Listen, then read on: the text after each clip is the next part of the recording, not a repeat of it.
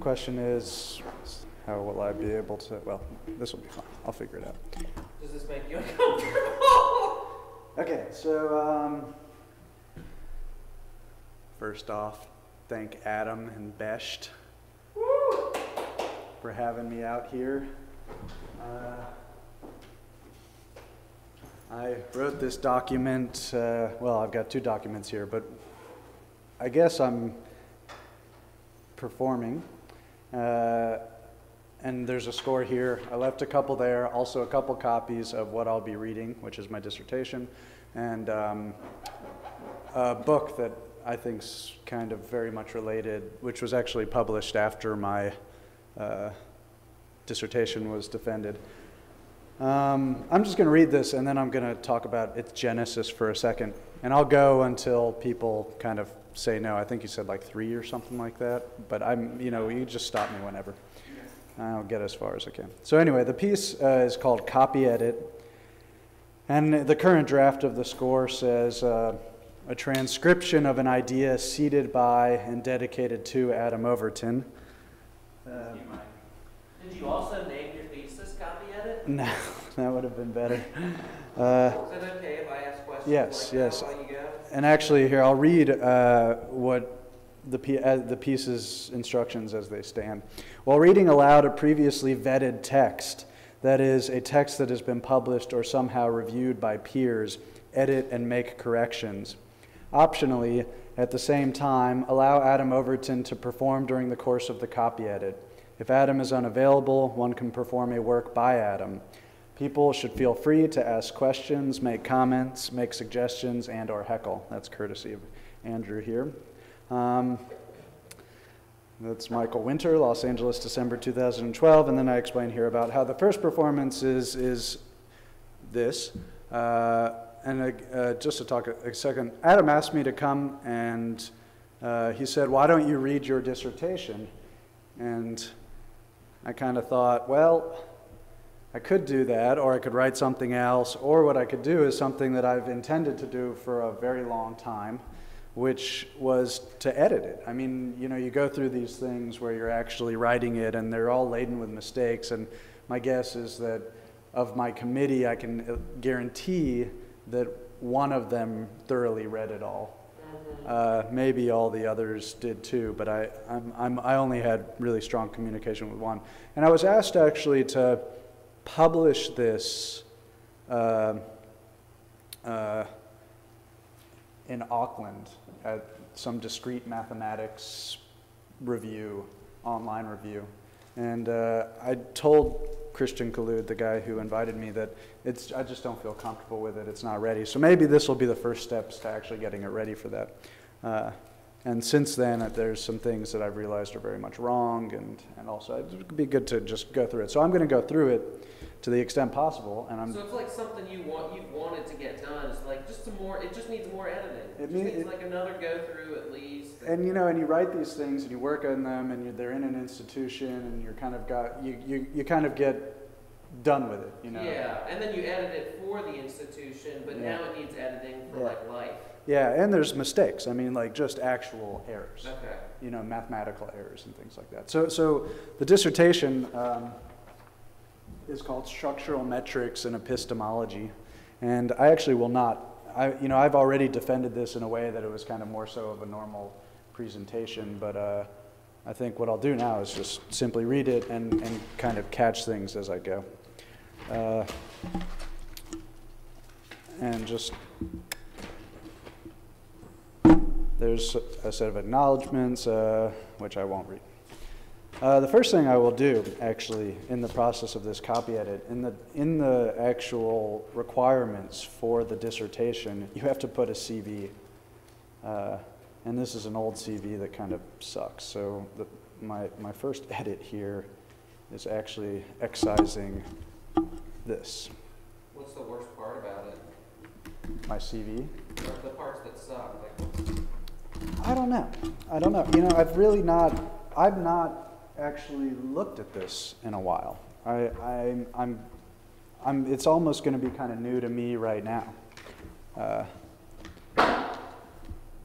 So first edit is simply removing a CV, which I don't know why they make me put it in there. Okay, so the abstract. Structural metrics is an epistemological survey of methods of comparing. I should break out one of my red pens in case I find something. And I also have little Post-its here and some sheets of paper in case I need to make references. Structural metrics is an epistemological survey of methods of comparing structures.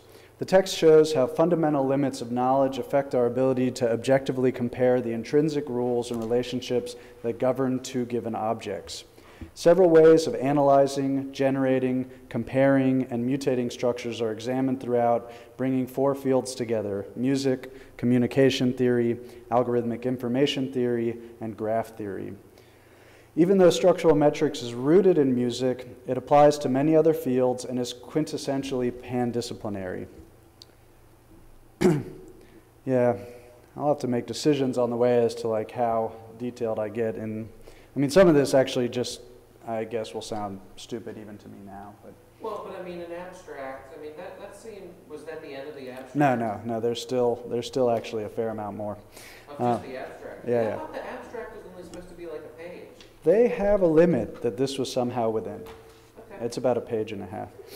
The epistemological survey results in two important and novel findings. The first finding came from asking whether it is possible to objectively determine structural similarity of two objects, such as pieces of music. What are the limits of such metrics? A survey of structural metrics reveals a fundamental trade-off of objectivity for practicality in structural analysis. While we may know that two objects share information, it is basically impossible to know exactly how much information they share. The most objective metric is based on the minimal program of two objects. A minimal program, defined by Gregory Chaitin, whose book I've left there, one of his books, a minimal program defined by Gregory Chaitin as the smallest...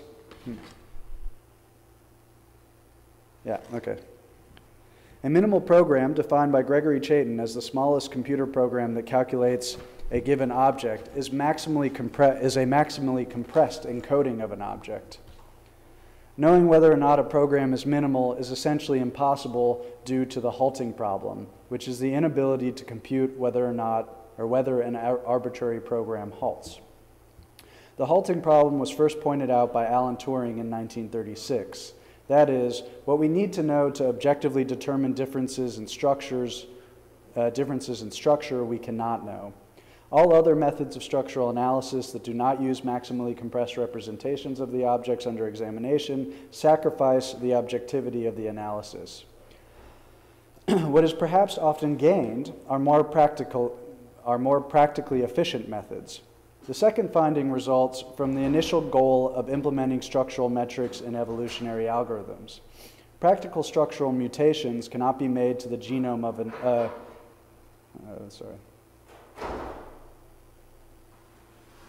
Yeah, this sentence is very awkward. Anyway. AWK. Yeah. Dot circle. Thank you. Oh, it's good to have a writer here. Practical structural mutations cannot be made to the genome of an object, the computer program that generates it, because a minor mutation may result in a non-halting program. This raised the question of how an abstract mathematical theory of evolution can incorporate mutations to the genome and model real-world properties of evolution regardless of practicality. The result is a new abstract mathematical theory of evolution that takes into account the halting problem as the reason for evolutionary advancement in both minor and major evolutionary leaps. This is somewhat proven wrong. The halting problem is only related to programs and programming? Yeah, well, it's defined as such. The definition of the halting program is there a computer program that, given another arbitrary computer program, can determine whether or not it will halt an output solution or output data.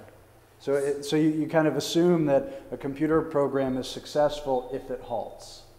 Okay. It does something. So Otherwise, it's like the spinning wheel on your computer. It goes on forever, you get nothing, and it's, you know, kind of by definition a failed computation. So this is Chaitin's term, adapted from Turing or Turing's term?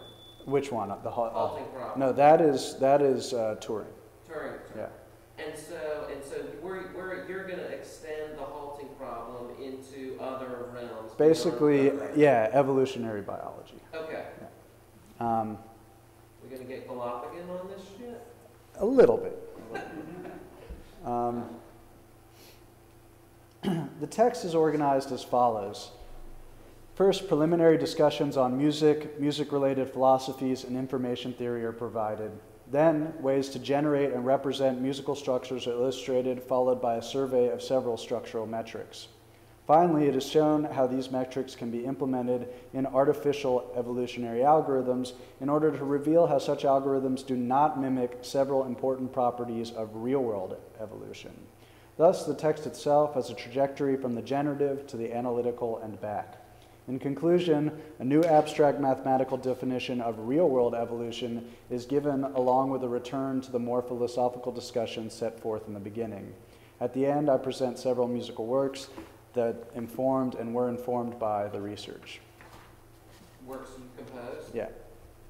It might be fun to hear some of those. Yeah, and maybe what I'll do is, if when running towards the end of time, I can skip to those parts because they also include kind of descriptions of those, which are interesting. And actually, one of the main mistakes that I know of is there, is in one of those descriptions. So that was, yeah, a pretty long abstract. So, preface. It starts here with a quote by Alain Badiou from Being in the Vent. The equivocal paradigm of all fidelity, proofs of love, ethical rigor, the coherency of a work of art, the accordance of a politics with the principles which it claims as its own, the exigency of such a fidelity is propagated everywhere, to be commensurable to the strictly implacable fidelity that rules the discourse on being itself. But one can only fail to satisfy such an exigency, because the fact that it is the type of connection which is maintained in the mathematical text, despite it being indifferent to the matter, is something which proceeds directly from being itself. What one must be able to require of oneself at the right time is rather that capacity for adventure to which ontology testifies. In the heart of its transparent rationality, by its recourse to the procedure of the absurd, a detour in which the extension of their solidity may be restituted to the equivalences, he shatters his own happiness, his excess of happiness, and to the element which magnified it, he rends but purer what he possessed. This is now actually, I should say, the preface of the dissertation, which is only a few chapters. And actually, despite this looking very large, most of it is the works on the end. The dissertation itself is like 75 pages. And yeah, well, I used a pretty good trick for anybody listening, that if you're going to do a dissertation, make it about maximal compression, and then by, it would be kind of antithetical to the thesis if it were long. Yeah. This preface provides a philosophical context to what follows with three highly related premises that warrant initial address. I like the word warrant. Yeah. Warrants From address. another age. Yeah, and the sentence is awkward as a whole. 1. Music and mathematics exist for different reasons, yet objects in one domain can derive objects in the other. While each is not requisite for the other, as Alain Badiou expresses, their connection is maintained in the mathematical text despite it being indifferent to the matter. Tom Johnson also reflects on this connection, stating, "This Marcel Duchamp principle, the ready-made or the object trouvé, is now recognized everywhere as a perfectly valid way of making art. And it is now quite natural that a composer or artist might choose to work with a found mathematical object, like Pascal's triangle or the Narayana series, or some automaton, just as well as with a urinal, a bicycle wheel, a comb, or a bottle rack." With respect to analytical music theory, structural metrics examines ways to develop mathematical objects that represent musical structures. With respect to generative music theory, structural metrics examines ways to develop musical structures from mathematical objects, and more importantly, to find mathematical objects for music derivation. 2, music is sets of possibilities, and various sets may share information. A musical process is the genesis of a musical set over time, encompassing all events from concept to percept with respect to sound and silence. This includes instruction, interpretation, and realization. In this context, the definition of event, as adopted from Badiou, is adopted from Badiou. It is a rupture from the status quo, which illuminates the space of all possible events. That is, the space of all events that have happened and the void of happenings that may yet come. This illumination, by virtue, perturbs the space. An event is the only happening that actually truly defines the world, the set of possibilities being explored. While one can attempt to define a set of possibilities from the present looking forward, the actual possibilities of a concept are only illuminated in the presence of the event looking backwards. A simple iteration of one of many musical processes illustrates this. A composer has a concept which may already define several possibilities, especially if it involves randomness, stochastics, and/or indeterminacy. She creates a score which is a set of instructions, written, verbal, machine, etc., that accounts for the above possibilities and functions as a prompt to action. Note that several scores can produce similar results. An interpreter, be it a performer or a computer, then realizes the score into sounds and silences. These sounds and silences are the piece, nothing else. The piece is then experienced, perceived by a listener, and considered. The formation of the concept, the creation of a score that outlines possibilities, the interpretation and realization, and finally, experience, perception, are all events. They are happenings manifested from the space of all events.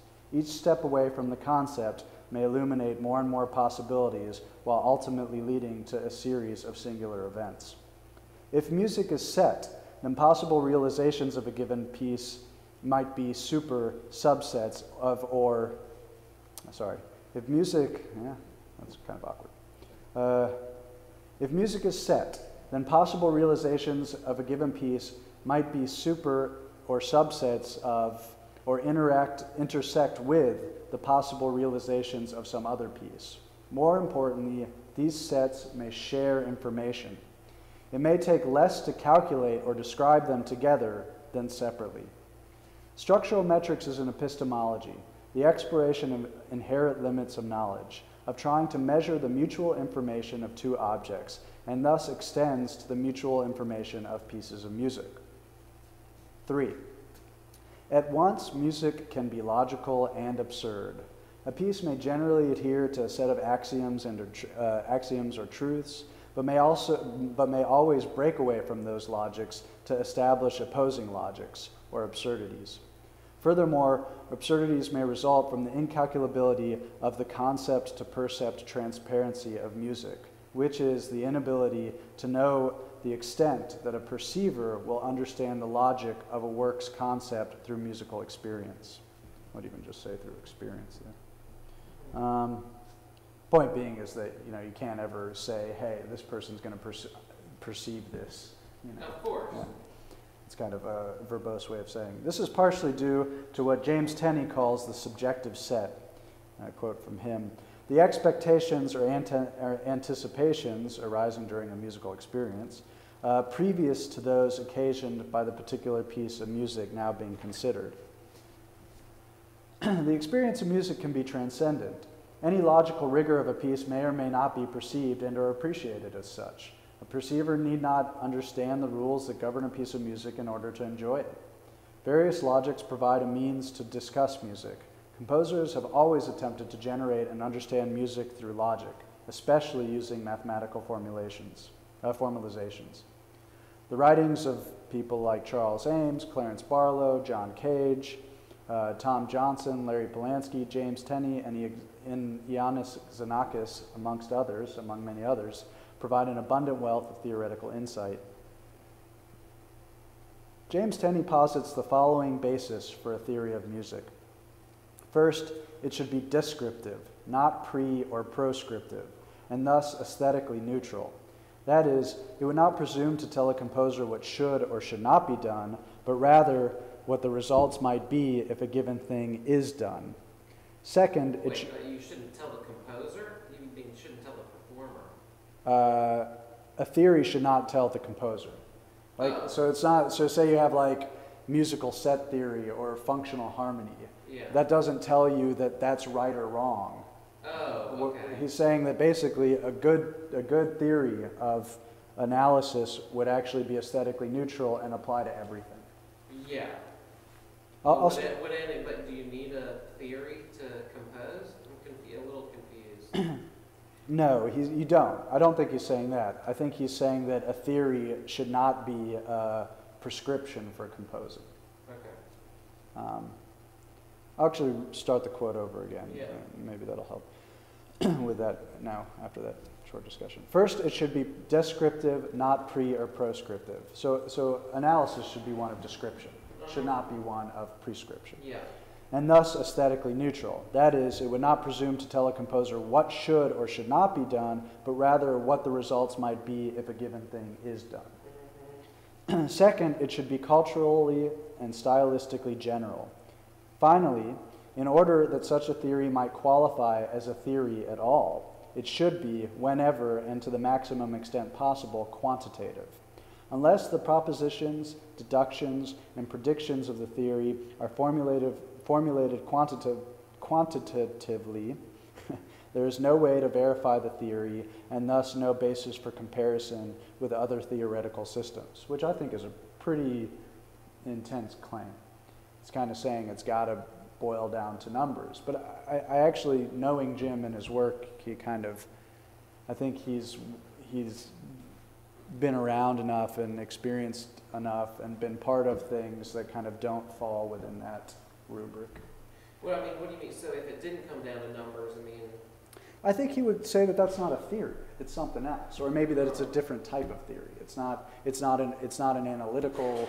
Well, I don't know what he would say, but well, is the assumption though that to compose you need a theory?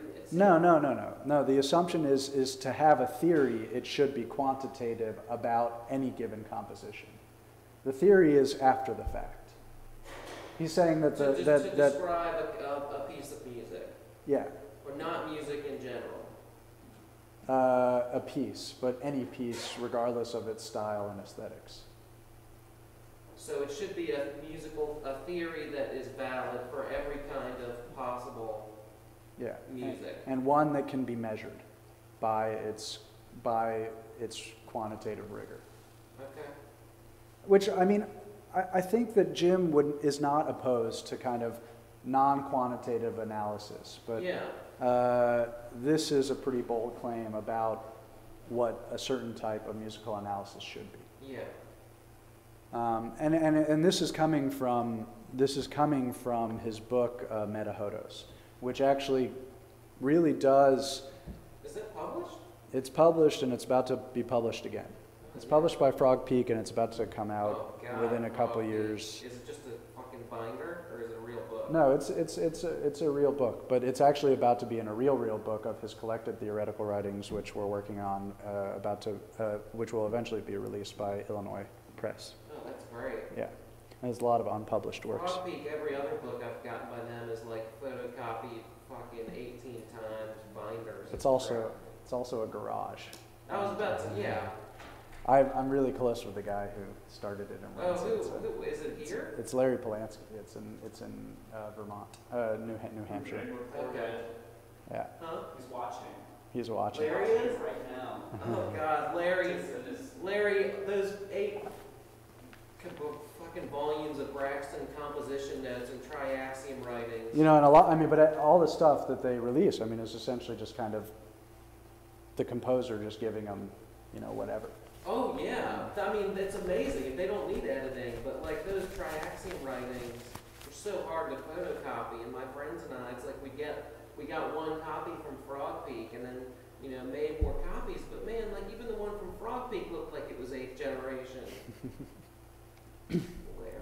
Larry.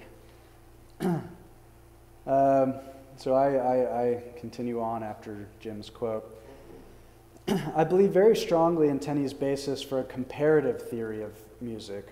Comparability is necessary for the epistemological survey that follows. So I'm actually kind of saying, actually what he's saying is good for, you know, when you want to compare things. Still, I acknowledge that some theories, such as certain theories of aesthetics, may not be quantifiable at all. So actually, I'm glad I addressed this issue, that I thought that maybe it was a bit too bold of a statement about what a theory should be. I believe the more important point Tenney is making is that when a theorist suggests that one should or should not do something, she is in fact assuming the authority to tell others what is right or wrong, or good or bad with respect to music. The quality of music is subjective and varies from person to person according to their personal taste. Discourse that suggests what should or should not be done is in fact not a theory at all, be it quantitative or aesthetic, but rather just an expression of personal taste. So that's kind of, I think, the direction I take that in. But I mean, if Tenney's idea of a musical theory is something that should be descriptive of all kinds of music, and then we're saying, or you're kind of critiquing the people that are that you know make these theories that exclude lots of parts of music, is anybody actually making a theory that does encompass all styles of music? I think that Jim's is a pretty good one. The one from Metahodos is a pretty good one, but generally no. But it seems like the idea is to draw a fence. Yeah, well, on what a theory should be, and I think a lot of theorists fail because of this point. The point that they're really primarily kind of talking about taste. They're saying what they think, you know, music should be, and I think what Jim's saying here, and what I'm extracting from his quote is that in fact that is not a theory. You know, don't call it a theory. Don't say that, you know, this is what music is. It's not. This is not what makes good music. You need to say this is what happens when you use this device or another.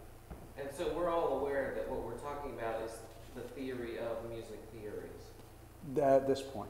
Okay. Yeah, that's actually a good point. I mean, that's well said. It's the theory of music theories.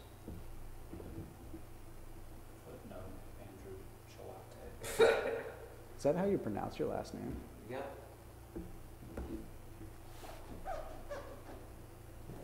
Okay, well, so far it reads okay, I guess. The theories formulated by the composers above provide several suitable models for the following epistemology.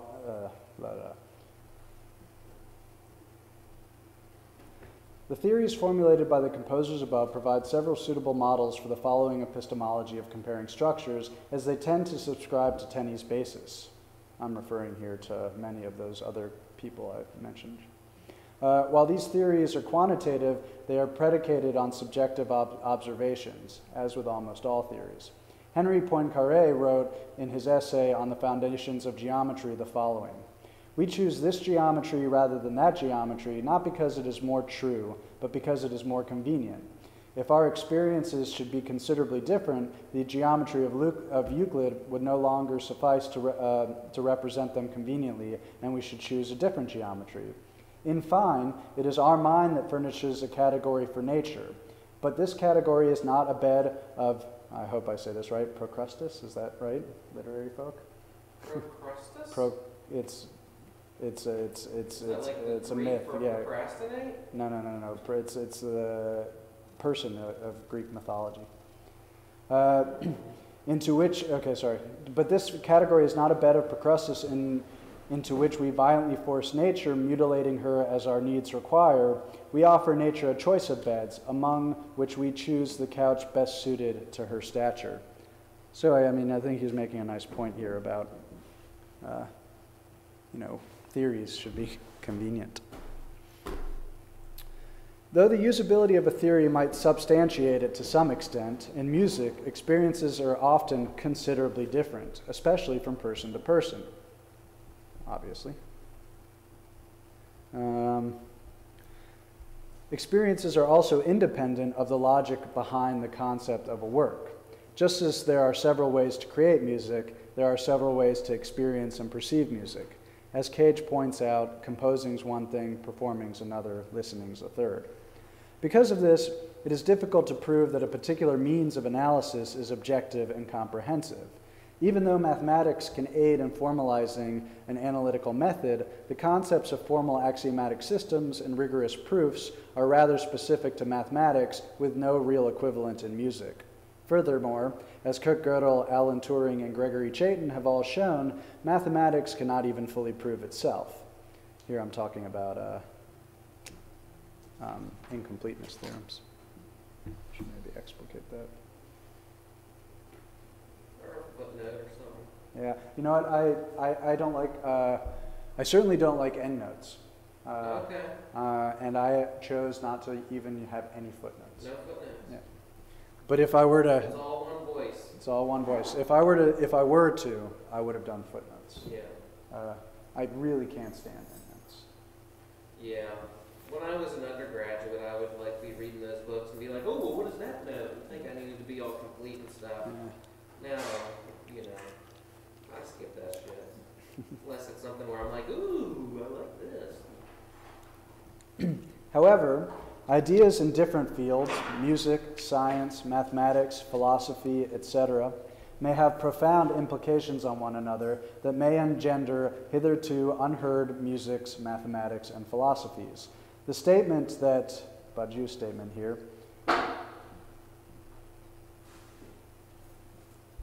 that at once, oh no, that's my statement. At once, music can be logical and absurd is illustratable in many ways.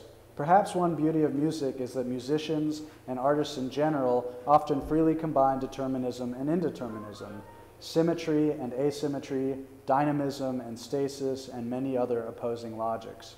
Also, people share music throughout the world even though it has little to no materiality. That is certainly the case if taken literally. Music is one of the, it's kind of the air is vibrated, you know, and kind of like your traditional concept of music. Yeah, I mean, wouldn't that be a good theory of music? The air is vibrated. Jim's got a nice story about that, actually. I'll tell you later. Music is one of the few acts of humankind where the absurd may seem logical and the logical may seem absurd. This is your writing now? This is my writing. This is beautiful.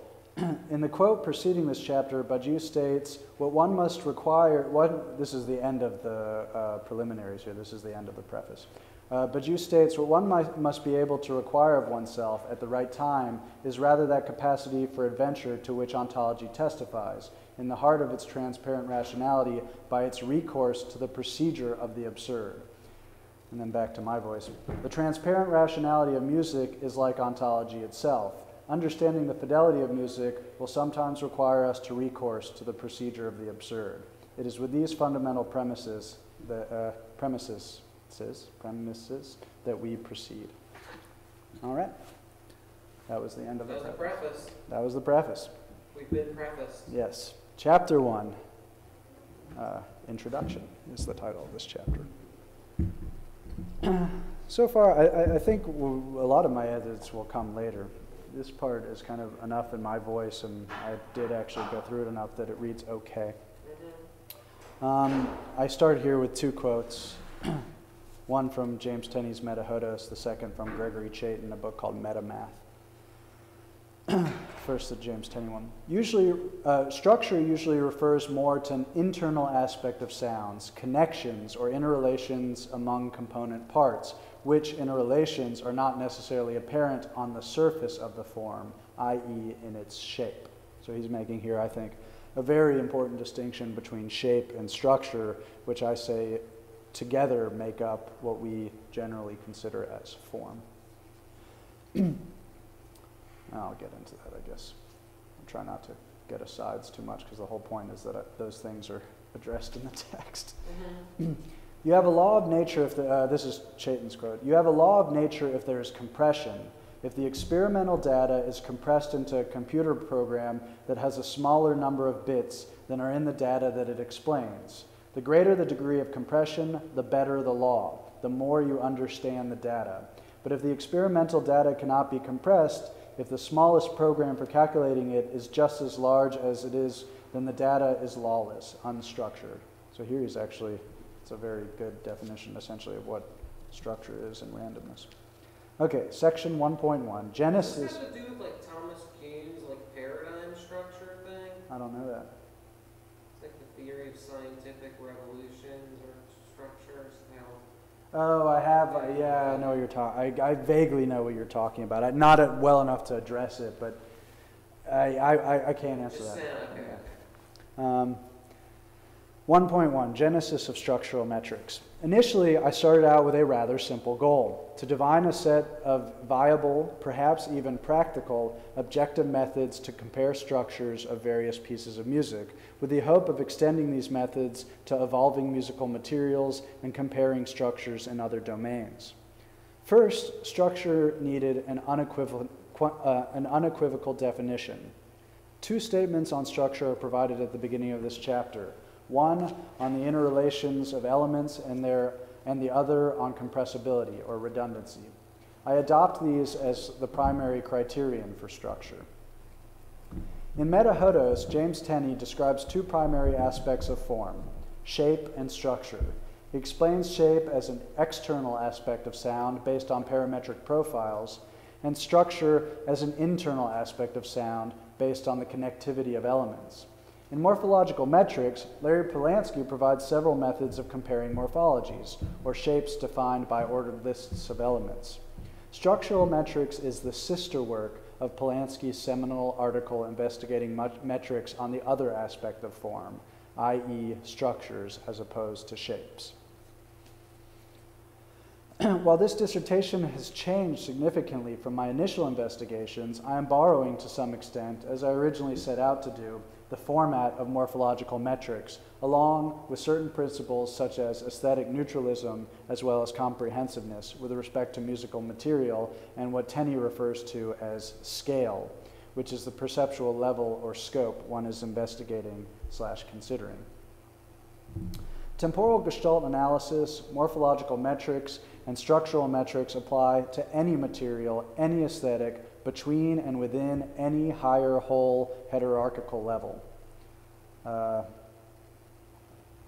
And also between two, sorry. Yeah, maybe that should be a kind of its own sentence. The sentence actually goes on to say, and between or within any two objects. So I'm saying you compare structures within an object and structures between objects. In Metahodos, the element Klang sequence hierarchy illustrates this. A sequence on one level can be an element on another higher level.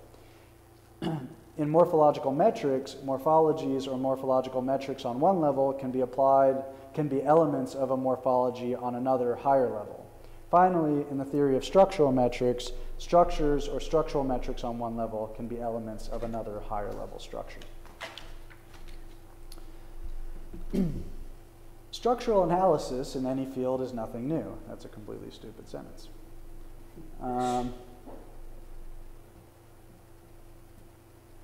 However, the discourse on comparing structures, especially in music, often lacks a concrete definition of structure and unequivocal gauges of the objectivity, or conversely subjectivity, and even accuracy of a given method. I thought graph theory might, make a point originally, I thought graph theory might provide solutions to these problems. My initial research investigated the application of graph theory to the analysis and generation of musical structures. I developed and formulated this approach over many years, but still could not comprehensively address or conquer any of the problems inherent to other techniques. These methods, which are still included in this text, while perhaps novel with respect to music theory, turned out to have the same shortcomings of former methods of structural analysis. Essentially, I became stuck and needed to figure out why the above problems did not go away. In lieu of this, I changed my focus from practical applications of structural metrics to an epistemology of structural metrics in order to determine why objective structural analysis seemed so difficult. Structural metrics is an epistemological survey of methods of comparing structures. The text shows how fundamental limits of knowledge affect our ability to objectively compare the intrinsic rules and relationships that govern two given objects. The epistemological survey results in two important and novel findings. This is where the abstract was taken from. The first finding came from asking whether it is possible to objectively determine structural similarity of two objects, such as pieces of music. What are the limits of such metrics? A survey of structural metrics reveals a fundamental trade-off of objectivity for practicality in structural analysis. While we may know that two objects share information, it is basically impossible to know exactly how much information they share. Algorithmic information theory provided the benchmark of a completely objective, however terribly impractical structural metric that illuminates clear limits of knowledge when comparing structures. The metric is based on minimal programs of two objects. A minimal program, defined by Gregory Chaitin as the smallest computer program that calculates a given object, is a maximally compressed encoding of an object. Knowing whether or not a program is minimal is essentially impossible due to the halting problem, which is the inability to compute whether an arbitrary program halts. The halting problem was first pointed out by Alan Turing in 1936. That is, what we need to know to objectively determine differences in structure, we cannot know. All other methods of structural analysis that do not use maximally compressed representations of the object under examination sacrifice the objectivity of the analysis. And this is kind of like the main point. What is perhaps often gained are more practically efficient methods. The second finding resulted from the initial goal of implementing structural metrics in evolutionary algorithms. Practical structural mutations cannot be made to the genome of an object, the computer program that generates it, because a minor mutation may result in a non-halting program.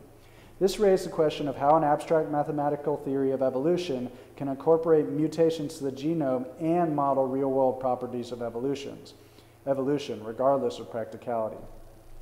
The result is a new abstract mathematical theory of evolution that takes into account the halting problem as the reason for evolutionary advancement in both minor and major evolutionary leaps.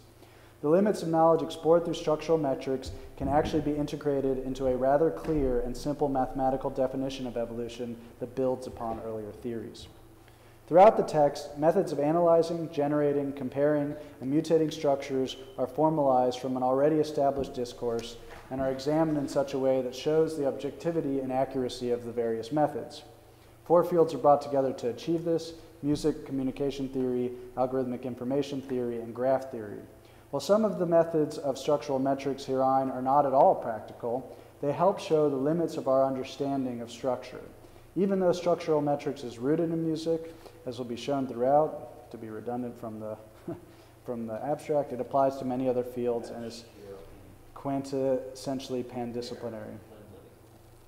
The following text is organized as follows. In this chapter, preliminaries for the following discussion are provided. I'll read fast here because this is redundant. The ways to generate and represent musical structures are illustrated, followed by examination of several structural metrics. Finally, it is shown how these metrics can be implemented in artificial evolutionary algorithms in order to reveal how such algorithms do not mimic several important properties of real-world evolution. Thus, the text itself has a trajectory from the generative to the analytical and back. In conclusion, a new abstract mathematical definition of real-world evolution is given along with a return to the more philosophical discussion set forth in the preface. In an appendix at the end, I present several musical works that informed and were informed by the research.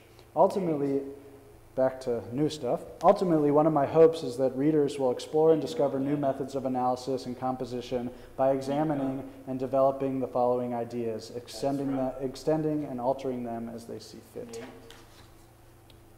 Okay, section 1.2. Wait, the following ideas? Yeah. Are you going to list them? I meant the following ideas like throughout the dissertation. Is Okay. that unclear? Abby. It just sounded like that Oh, sentence I was going see. to end with like Yeah. colon, blank. Allison.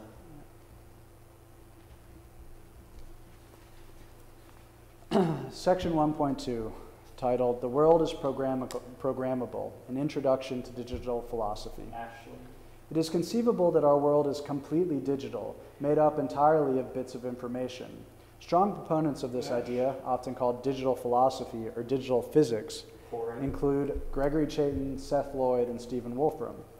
In Programming the Universe, Lloyd suggests that the world around us might be created by a quantum computer that is the universe. In order to proceed with our epistemological survey, we make this one assumption that allows us to equate the fundamental limits of knowledge with the fundamental limits of computation. Digital philosophy is strongly rooted in Alan Turing's conception of an abstract computing machine. These Turing machines are essentially theoretical computers, which became the blueprint of the modern-day computer. Furthermore, there are universal Turing machines that can compute anything computable. Turing showed that these machines often fail to halt and output a final computation. Most of them get into a loop that continues endlessly. One of Turing's most important findings is that there is no way of computing whether an arbitrary Turing machine will halt. The question can be stated as follows. Given an arbitrary computer program, is there another computer program that will determine whether or not the input computer program will halt? The answer is no. The result, known as the halting problem, propagates itself everywhere when trying to compare structures. First, it may be helpful to spell out a few examples borrowed and extended from Chaitin. There's actually a little diagram here that says binary input goes into a computer and outputs binary output. Theory goes into a computer, outputs data. Concept goes into a computer, outputs a piece of music. DNA, genotype, goes into a computer, outputs an organism, phenotype. All of these are analogous in a computational sense. The data on the left is a computer program, and the data on the right is the output of the given computation. Put otherwise, the data on the left is an encoding of structure, and the data on the right is the artifact, or the morphology. We distinguish structure from morphology as follows. Morphology, which is an ordered list of elements, is a completely uncompressed representation of an object. Structure is the set of rules and relationships between individual elements and groups of elements that govern the morphology. Again, this is the same distinction between shape and structure. Jessica? The model in the example above is not necessarily enough for objective structural analysis. On the left side of each of these equations, one really needs the smallest, most elegant program that computes the given output. A minimal or elegant program is maximally compressed. Knowing the minimal program ensures that extraneous information has not been added to the encoding. A problem with subjective structural encodings is that, most likely, more information than is necessary is used to encode the structure. That's actually wrong. It should be encode the object.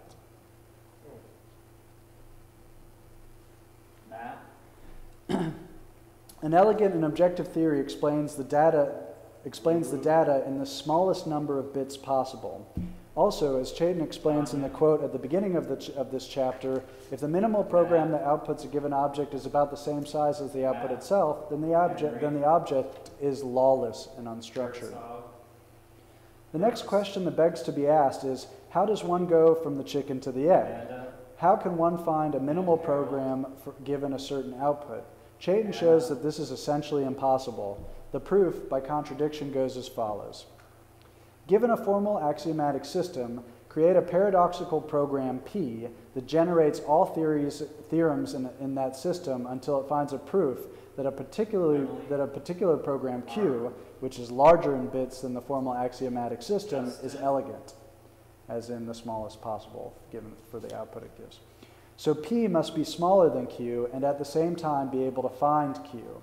Such a P is a contradiction because if Q is elegant, there cannot be a program smaller than Q that generates it.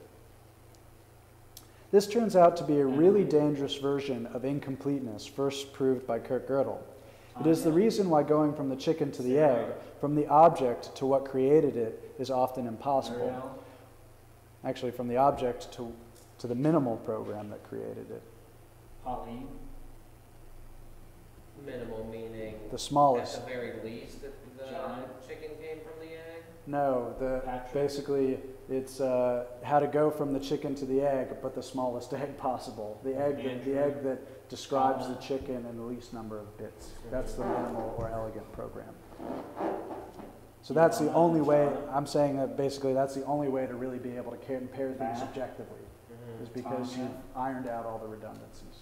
Emily, All the kind of, Simone, you know, like for example, you know, Marielle, and I think I say this later, you know, if you have Chloe, the number 11111 ad infinitum, Corey, the program to generate that, the smallest one is pretty small. You just say print 1 10 Allison, times, 100 times, whatever. Sam, But we're talking about finding the very smallest one, which is actually impossible. That's the kind of Mesh. epistemological Bob, finding here.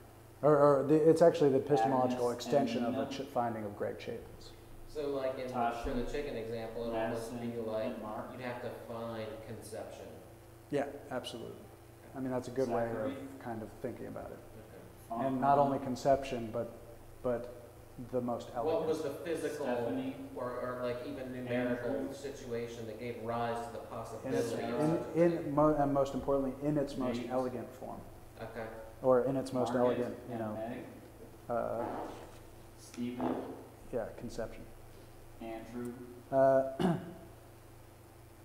Andrew, So I say it's often impossible. One can attempt to run all possible computer programs of size less than the desired output, but it is impossible to know whether or not these smaller, possibly minimal programs will halt in 10, 100, 1,000, 1 million years, etc., or if they will just run forever.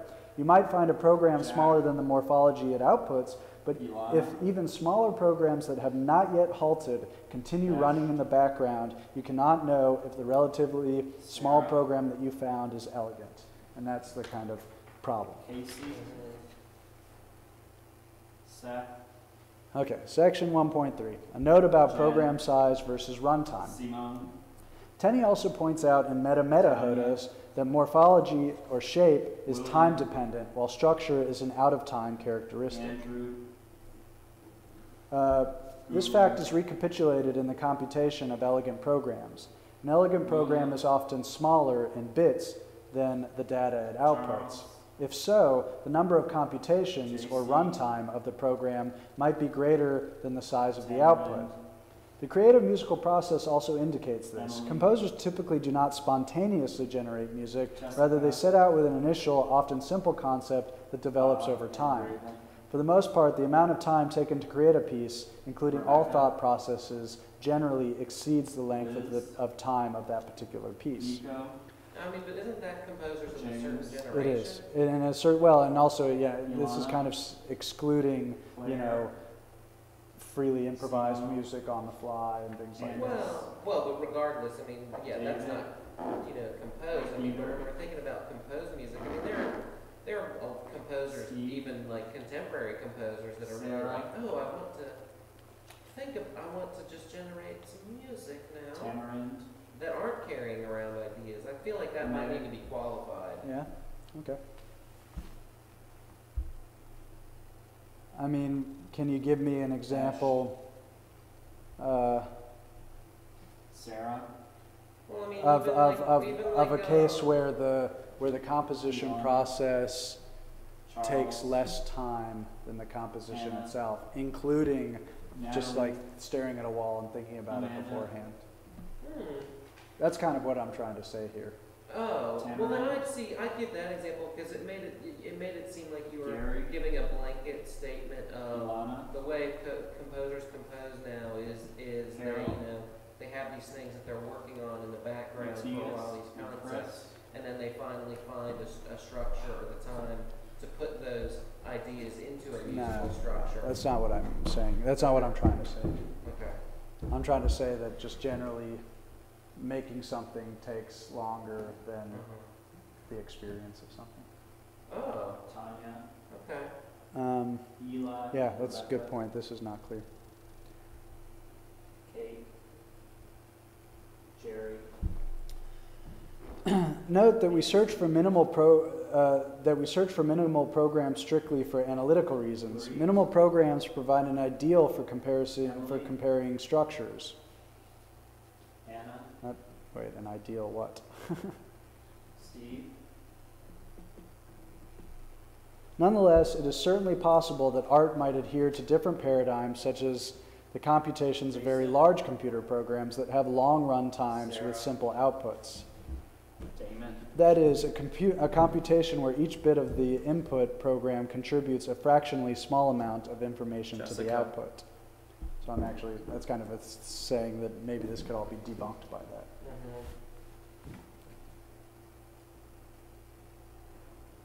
Bianca. Tanya. Marcos. Okay. Section 1.4, music, information, communication, and function. Just to note, actually, this section was Ilana. kind of spurred on Michael. by a Stephen. huge complaint from my committee saying that I'm not talking about the function of music or how, you know, and I thought it was just such a bullshit thing for them to harp on. Laura. So I kind of just made this Agnes. blanket statement. I think it helped, actually, because I made this statement, which I think will clarify what Tanya. I am and am not talking Mark. about to some extent. The music-making process is a series Arnold. of communications through several media, Laura. ultimately resulting in sound and silence. John. Therefore, it doesn't need to be apparent. Claudia. Therefore, principles of communication set forth in Claude Shannon's seminal work, a mathematical theory of communication, can apply to music. The composer, Andrew. colon there, the composer encodes information, a Arjuna. message, and Sarah. transmits it through some Carol. channel, like performers vibrating air. Guru. Then a listener receives Sarah. and decodes the information. Tenney explicitly shows how Shannon information theory can be applied to music Nicole. in Meta Hodos. Anna. Also, Abraham Moles has written Ilana. significantly about information theory as it applies to Andrea. perception and aesthetics. For example, see Rebecca. reference 77. Vanessa. Typically, one intends unambiguous communications without any noise in the system. The sender and the receiver both know the code Libby. words and share the same grammar. Taisha. Perhaps and what Jen. distinguishes art Seth. is that it does not abide by Claudia. such standards. The composer may encode a message that already contains ambiguity or openness. It may be further obfuscated by interpretation, and then the listener most likely does not have the same dictionary or grammar as the composer when decoding the message. And that way it works kind of as a fucked up message, a faulty message. These factors contribute to, actually I should say here what I call, this is my own term here and it's kind of an important thing, the incalculability of concept to percept transparency, explained in the preface. Tamarind. In Cognitive Constraints on Compositional Systems, Fred Laerdal points out that a set of compositional grammars differs from the set of listening grammars. The intersection of the two greatly affects functions of music, e.g., for example, narrative. Within cultures, many people have the same cultural embeddings, which may result in similar compositional and listening grammars. For example, the transmission success of narrative in music greatly depends on this. However, the composer, no matter how hard she might try, cannot guarantee that an intended message, be it narrative or anything else, will be properly received. Experimental music often embraces this noise in the system, unknowable outcomes, while narrative music often tries to minimize it. Pop music, for example, frequently references, often overtly, common cultural embeddings. Generally, similarities in compositional and listening grammars contribute to status quo opinions about certain works within a culture and differences in tastes between cultures. The primary focus of this text is the objectivity or subjectivity and accuracy of various analytical methods, and is not at all concerned with functions of music and musical structures. Basically, that's gonna leave me alone. But I think it helped. It helped. Actually. Section 1.5, Measures of Structure, Analysis, and Empiricism. Alexis.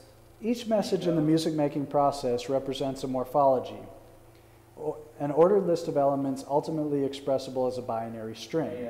These elements can be anything, musical events, materials such as sounds and silences, parameters of musical events like pitch, duration, timbre, or even larger scale gestalts and sequences. How does one determine the amount of structure of a message? According to Gregory Chaitin, a redundancy, non-randomness, indicates structure as opposed to randomness or complexity.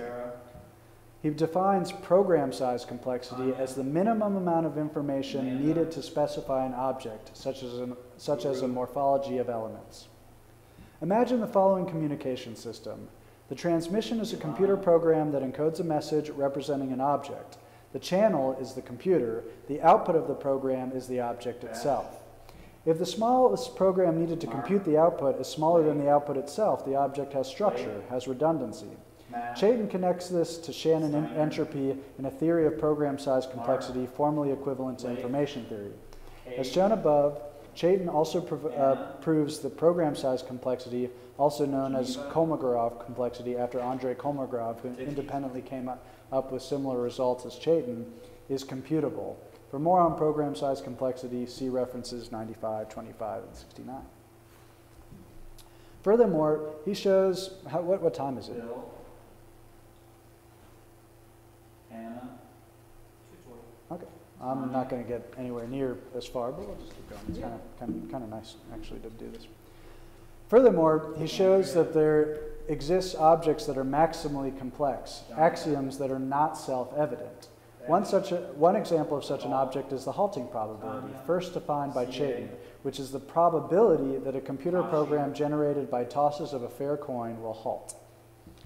Since no algorithm determines whether an arbitrary program halts, there is no way to know with complete accuracy the probability that a random program halts.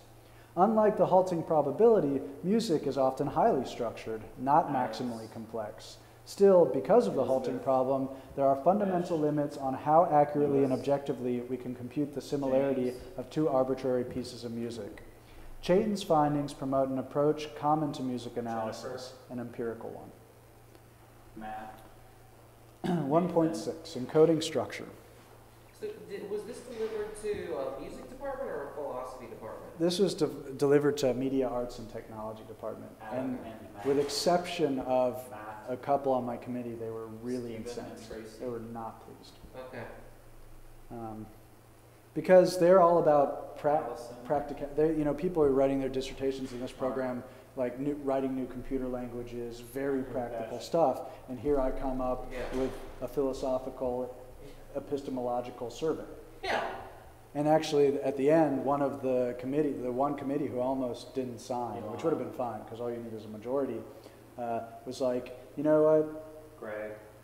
Here at MAT and at Media Arts and Technology, we're supposed to be about being hybrid artists of engineers, musicians, but all you did was look at music, and all you did was implement this in music, and I actually said what I did was nothing. There is no implementation of this stuff. It's purely epistemological. Yeah. So I was just like, kind of tried to throw it in her face, and she just didn't get it. Yeah. There is no application. The whole point is that it's kind of removed from that. And where was this? What Asher. University of California, Santa Barbara. Okay. But I got in at a time in this relatively new program that I was able to do. Yeah. And I got lucky. I got into I'm like the second graduate from the program. Yeah. Alexis. Of which is primarily engineers. Alexis. Okay. Not even artists, I would say. Most people end up going into It's just it's engineers who are kooky. Yeah, or not. No, actually, it's engineers who are not kooky. Okay. It's engineers who are not kooky, but kind of think that being in an arts Virginia. program or a program that is called arts Cameron. is so. The reason I was in it is because I dropped out of UVA. Natalie. Yeah. And I couldn't get into the music program because their deadline was up and they had already given all their funding away. Elizabeth. And a good friend of the guy I had contacted to go to the music department with was like, well, you should contact Curtis, who's in both departments, and they can let you into MAT. They kind of gave me special exception. I was out of here in 3 years. Yeah. But so I kind of used the system to kind of pick this up. But the most important part of it or the relationship was this, which I actually had a great time writing, and the relationship. So Greg Choate in particular, I met through writing this. Oh, okay. And my relationship with Curtis and Clarence is, and one of the mathematicians, the third of 4 people on my committee, was really great. But regarding getting a doctorate, I'm not still kind of confused why I did that. Anyway, section 1.6, encoding structure. It is a difficult task to determine an object's amount of structure, and yet another to encode the structure itself. Formalizing structural metrics requires encoding both the interrelations and redundancy of the objects under investigation. An ideal structural metric compares the size of the elegant or minimal programs needed to compute the respective objects. That's like the Holy Grail one, the one that's objective, actually. If all redundancies are removed, as in an elegant program, then the number of bits alone represents the level of complexity. Next, the interrelationships between the elements are by definition encoded because the output of the program is the object itself. In his book Metamath, Choate himself suggests this. He explains that calculating the mutual information of elegant programs that create music, he actually does talk about this, would produce viable metrics on style. Mutual information is I thought that was kind of a nice thing that Chaitin had kind of thought about this musically, even though he's not a musician. Mutual information is a measure of the amount of information two objects share. Mutual information was originally defined by Claude Shannon, but has been extended by Chaitin in his theory of program size complexity. Also, in Chaitin's earlier book, Algorithmic Information Theory, he writes in a footnote that his work relating to program size complexity, program size complexity in biology, see 26 and 28, applies to music. I think it relates program size complexity to biology. Since there is no way to compute whether or not a program is elegant, an empirical approach comes in handy, even though such analysis is subjective and, as explained above, results in structural encodings with larger amounts of information than necessary. Still, one can define an arbitrary type of relationship, analyze the object under investigation looking for said relationship, and then calculate the redundancies of that relationship. In this case, it is important to define meaningful relationships that are not completely spurious. Section 1.7. A survey of a few methods of musical analysis with respect to program size complexity. Significant work has been done in analyzing relationships and redundancies within a morphology. Some of Polanski's metrics use matrix representations of relationships, C82. Robert Morris has produced similar techniques, 78. With respect to redundancy, the study of compression schemes is a well-established field dating back to the inception of Shannon information theory. David Huffman extends Shannon's work in a method for the, this is the title of the paper, a method for the construction of minimum redundancy codes. See also 53 and 86. For other compression techniques in 61 and 70 for music compression, for music-specific compression techniques. The work of David Cope, which he calls musical intelligence, uses a model of analysis that can be compared to the ideal of finding minimal programs in algorithmic information theory. Much of Cope's work involves computer simulations of past musical styles. His interests lie in the ability of a machine to mimic styles of composers such as Beethoven and Bach. While his approach is rather convincing, he has generated numerous stylistically accurate pieces of older composers, he does not necessarily abide by Tenney's basis for a musical theory explained in the preface. For instance, his approach is style-specific. Also, it is unclear if his analytical methods actually provide information on the rules that govern a piece. Cope's methods proceed similarly to hidden Markov models, by Markov analysis on a database of pieces of a given style. Since Cope uses rather large databases to recombine new music from extant music, the generated pieces are bound to be stylistically accurate. Such techniques do not really encode the rules behind a given set of pieces, but rather produce results that share statistical properties to the input database. For Cope's purposes, this is completely satisfactory. Such a technique is essentially the polar opposite of finding minimal programs. With minimal programs, a piece is computed using the least amount of information, whereas Cope's technique is predicated on large amounts of information in the database.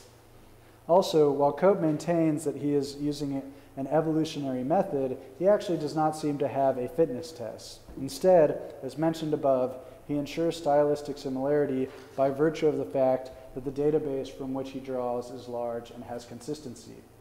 He does not compare the output with the source. While he can produce stylistically accurate results, he cannot produce a piece that is measurably distant from the style of the pieces in the database, since there is no metric. At best, he can use a database consisting of pieces of various styles. However, a structural metric, including one based on Markov analysis that will be shown later, can be used as a fitness test for evolutionary methods of generating music. When an evolutionary algorithm implements a structural metric for a fitness test, as presented in the chapter on structural mutations, then it is possible to evolve a piece measurably distant to other pieces. Ultimately, finding a minimal program that produces a set of pieces is the lowest level approach, because a minimal program is essentially the genome of a given object. Cope himself suggests this in his book, Hidden Structure, Musical Analysis Using Computers. Recombination, strictly on the phenotypical level, does not model creative evolution. Not only do composers borrow and steal, they also innovate. They make small conceptual leaps that propagate and result in drastic shifts in musical paradigms and styles.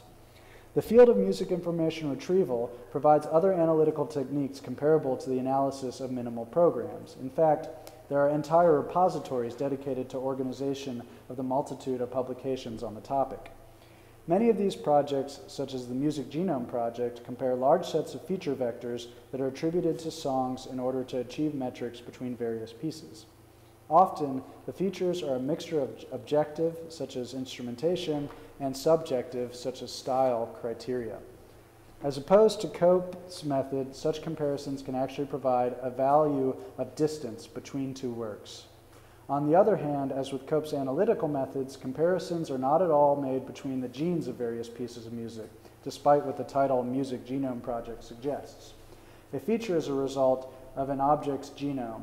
While such music information retrieval techniques have proven very effective for practical purposes, such as suggesting songs that someone might like based on a previous record, they do not elucidate the intrinsic rules of a piece at their most fundamental level. For those of you joining us, I am copy editing my dissertation, which has already been defended. Feel free to ask questions, interject, make suggestions. There's a score on the table there, along with some copies and a book that I find related. And feel free to walk, heckle, any of the above. 1.8, what is to come? I'm at the end of the introduction here. In the following chapter, it is shown that various techniques implementing graph and/or information theory provide several solutions of varying practicality to the problem of encoding structures for comparison. These structural encodings are then used for structural metrics, which are later implemented for rather artificial structural evolutions. In conclusion, in an examination of the properties of artificial structural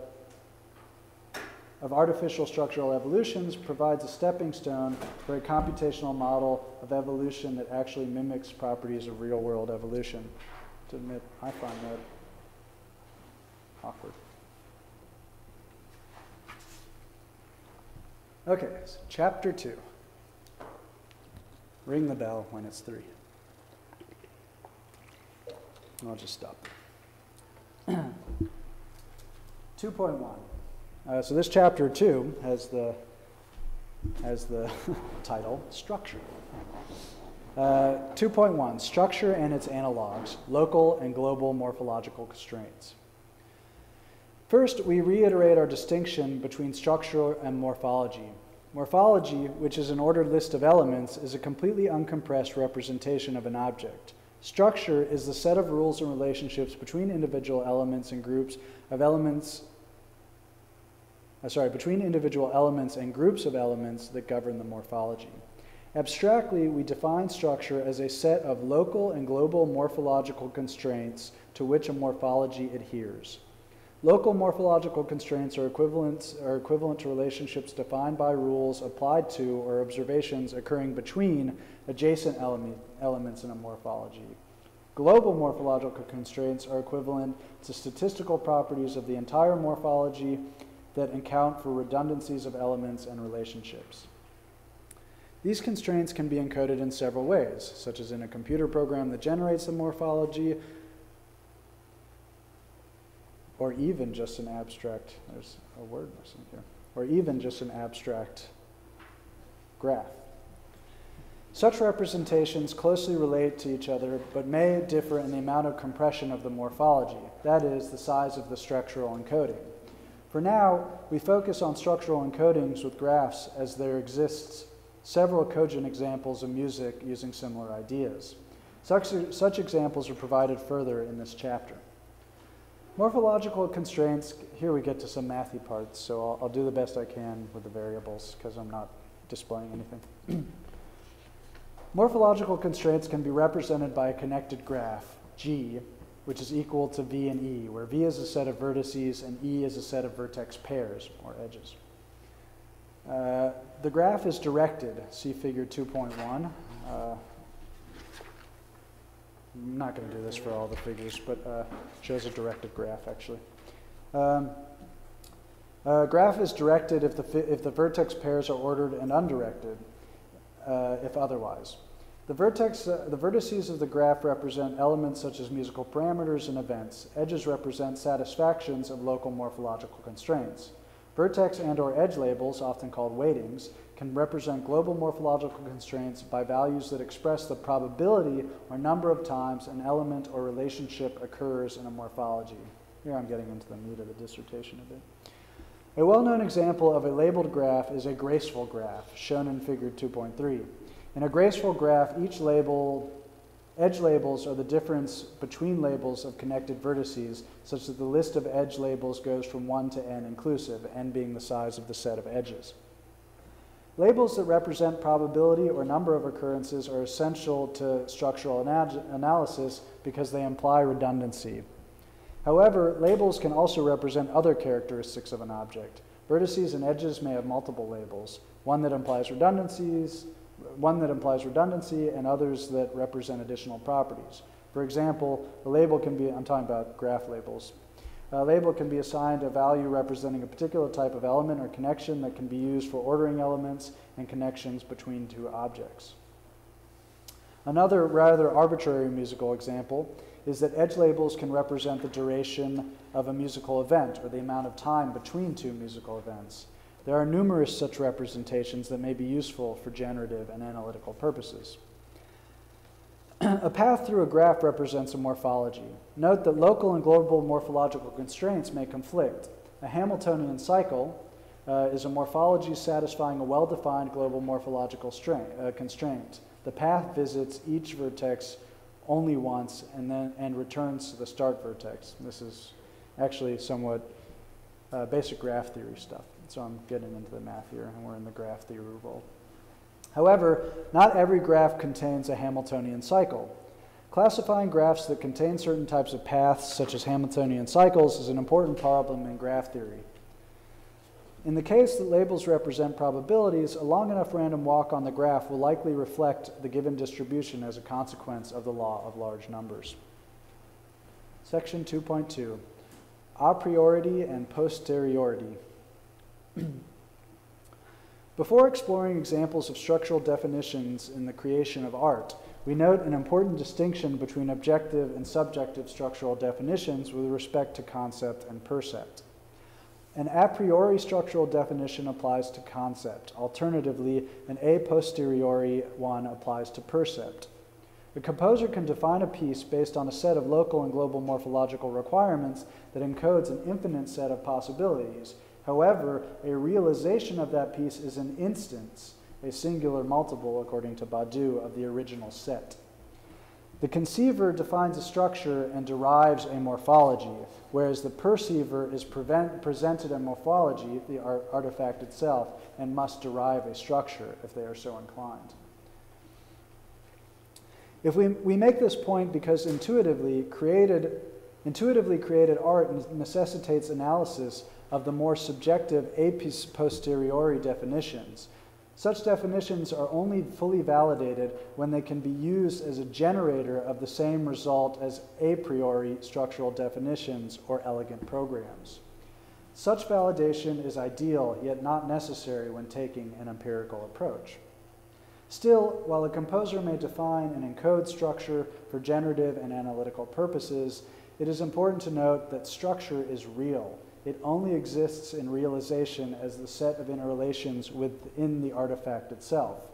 Mark So points out, composition, if it has to do with structure, doesn't exist before, in the score, in your head, but in the present of realization. Section 2.3, historical premise. 2.3.1, inexplicit examples. There exists a strong historical precedent for conceptual thinking about structure similar to the ways presented here.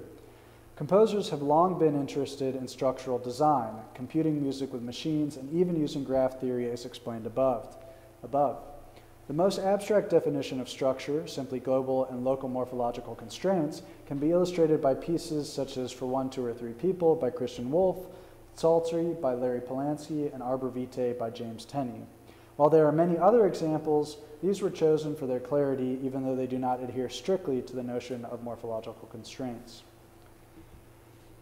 In For One, Two, or Three People, Christian Wolff defines musical events based on temporal relationships to other musical events. The notation instructs people to play before, during, or after another event.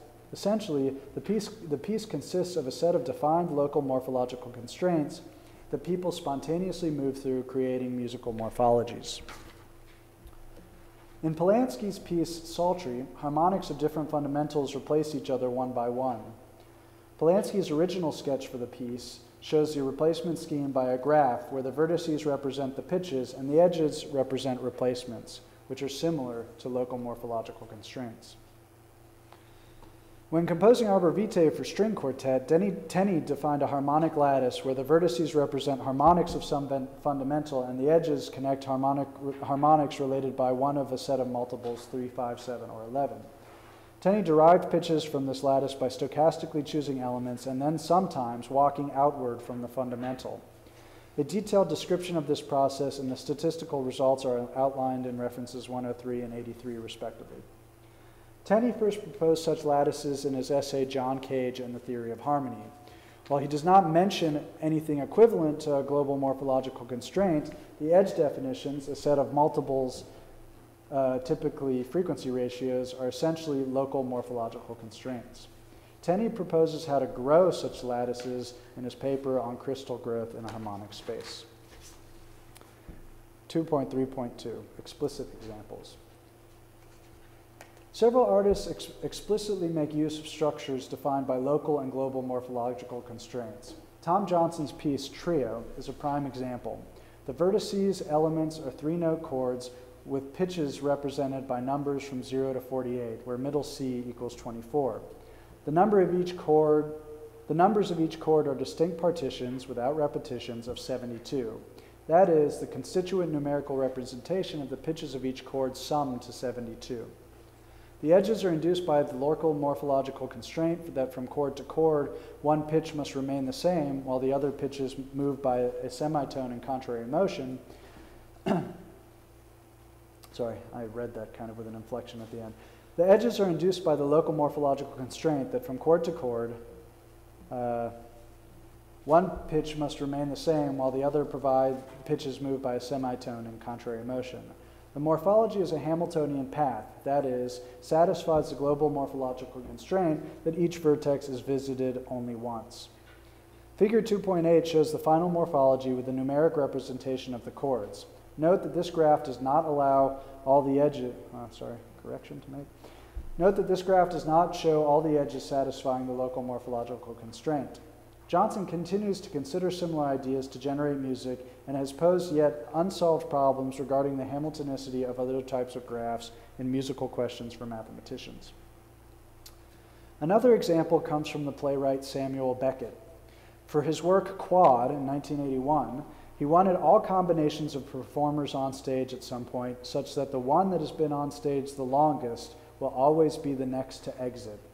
This problem equates to finding a particular type of gray code after Frank Gray, an enumeration of all binary words of a given length such that only one bit flips from word to word. C ...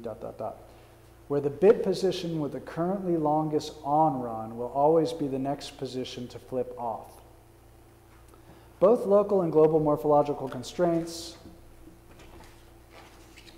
are well defined and easily expressible in mathematical terms. The local morphological constraint in that one bit flip, the local morphological constraint is that one bit flips between each two binary words. The global morphological constraints are that each binary word is visited only once, and the current bit position with the longest on run is the next to flip off. For binary words of 3 and 4 bits, a Beckett-Gray code, which this code is now called, is impossible.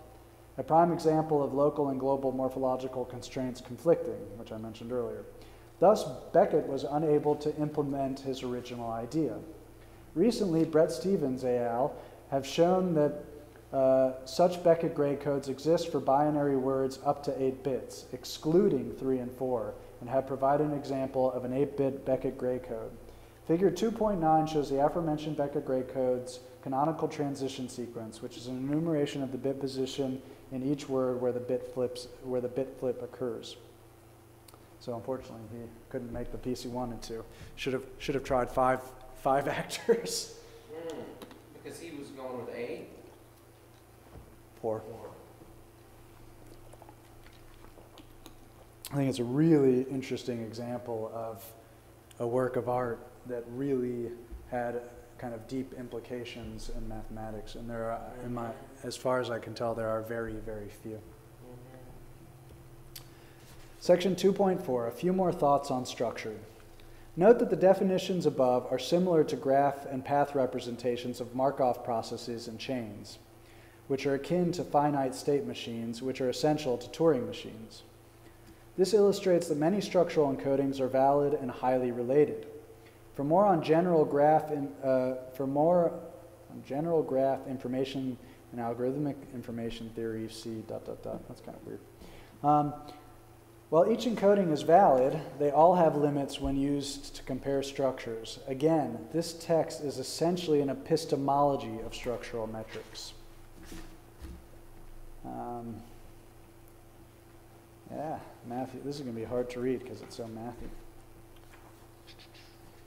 The next section? Yeah. Metrics. So for chapter 2 was structure. Now I'm talking about metrics. This is chapter 3? Yeah. Of course, the dissertation is called Structural Metrics. 3.1, mathematical definition. A metric is a means of determining similarity of objects using a distance function. Mathematically, it is a real numbered function on a set S in the form the function d of a and b, such that for any a, b, c in S, the following conditions are satisfied. The function d of a and b equals 0 if and only if a equals b, which is the identity. The function d of a and b equals d of b and a, symmetry. 3, the function d of a and b is non-negative, above 0. And 4, the function d of a and b is less than d of a and c plus d of c and b. This is triangle inequality. Identity provides a standard of invariance. That is, the distance function equals 0 if the two elements being compared are evaluated as the same by the function. Symmetry and non-negativity state that the order of comparison does not matter, and the result of the distance function must always be positive, respectively. Take the natural numbers 1 and 3. If d of a and b equals the absolute value of a minus b, then d of 1 and 3 and d of 3 and 1 both equal 2. Order does not matter, and they are both positive. Triangle inequality states that the distance between a and b are at most the sum of the distance from a to c and c to b in a metric space, which is a set of objects being compared with a defined distance function. For our purposes, the objects will be representations of various structures. Note that the criteria for a metric can be relaxed. For example, a quasi-metric satisfies all criteria except for symmetry. This can be useful in certain situations, such as when the distance in one direction incurs an obstacle that is not present in the opposite direction. For example, a quasi-metric that calculates distance based on the amount of energy to get from one point to another will be different when going uphill as opposed to downhill. For more on metrics and metric spaces, see ... Section 3.2, examples of metrics. 3.2.1, the Euclidean and taxicab metrics. The Euclidean and taxicab metrics are well-known metrics where if A equals A1, A2 through to AN and B equals B1, B2 through to BN are 2 points in a Euclidean n space, then the distance between A and B are respectively the function of DNA of B equals the square root of the terms A1 minus B1 squared plus A2 minus B2 squared all the way to AN minus BN squared. The taxicab metric is the function of DNA and B is the absolute value of A minus B1 plus the absolute value of A2 minus B2 all the way to the absolute value of AN minus BN. To show that metrics can vary considerably, note that, that relative to each other, the Euclidean metric is significantly smaller than the taxicab metric. 3.2.2, harmonic distance. Several composers and music theorists have been interested in determining harmonic distance between two frequencies. We review these examples of harmonic distance functions by Leonard Euler, Clarence Barlow, and James Tenney, respectively. The first, Euler's Gradus Suavitatis GS function, is a function determining integer complexity for a single value and harmonic distance when taken on the least common multiple of two values. The second harmonic distance function defined by Barlow is similar to Euler's GS in that first a calculation is made on a single value called indigestibility and then input into a distance function called harmonicity. Note that Barlow's function is actually not a true metric since intervals that go up are positive and down are negative. It can be turned into a proper metric by taking the absolute value of harmonicity. The third metric, defined by Tenney, is perhaps the simplest. It takes the sum of the log values of the numerator and denominator of a given frequency ratio in its simplified form. Generally, I have a lot of parentheticals, which is kind of my style, but I'm getting bothered by them right now. All three yield rather similar results and are essentially based on the complexity of the numbers and the frequency ratios of two tones. Euler's GS can be stated GS of A and B of two tones is equal to GS of A and B multiplied, where GS of N equals 1 plus the sum of V1 times P1 minus 1 from where I goes from 1 to K for all prime factors of N such that N equals P1 to V1 raised to the power of V1 times P2 raised to the power of V2, kind of the product of all of these from pk raised to vk. Barlow's harmonicity can be stated as harmonicity of A and B equals the sine of the indigestibility of A minus the indigestibility of B over the indigestibility of A plus the indigestibility of B, where the indigestibility of N is the sum of V1 times 2 pi minus 1 raised to the power of 2 over pi for I, 1 through k, and for all prime factors of n such that n equals pi to the v1, similarly to the other one, products all the way to pk to the vk. Harmonic distance, Tenney's harmonic distance function, kind of simplest to say also, if A and B is equal to the log of A over the greatest common divisor, denominator of A, no, divisor of A and B plus log B over the, plus log of B over the greatest common denominator of AB. Section 3.2.3, morphological metrics. These are kind of surveys of metrics here. In morphological metrics, Palansky outlines ways to compare shapes and present 8 types of metrics that each presents 8 types of metrics that each have variance. His metrics compare intervals within each morphology being analyzed. An interval is a difference between any two elements. The two broadest categories of Palansky's metrics are direction and magnitude metrics. The former compares general contour, up-down sameness between two morphologies, and the latter intervallic magnitude. Another distinction is linear and combinatorial. A linear morphological metric only compares intervals of adjacent elements within each morphology. A combinatorial morphological metric compares intervals between all elements within each morphology. The final distinction is ordered versus unordered, which determines whether or not intervals between two morphologies correspond. Palansky's unordered combinatorial metrics and multi-metrics that combine linear and combinatorial metrics actually approach structural metrics because they compare statistical properties of all intervals between two morphologies. So here I'm kind of actually saying that Larry's paper is really the starting point of this one.